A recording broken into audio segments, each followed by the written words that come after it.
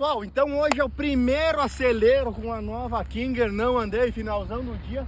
Tem uma subida aqui legal, ver como que a moto vai se comportar. Bastante gente me pediu, não consegui andar na trilha ainda, então bora lá. Então galera, eu vou tentar levar vocês junto, mostrar como que é a pilotagem da Kinger, tá? Tem esse desafio aqui, não é tão difícil, mas é grandinho, dá pra nós brincar, tá?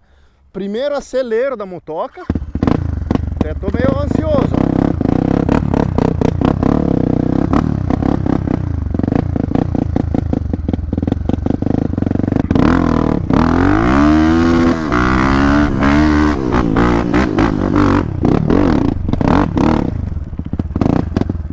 De boinhas, tá doido?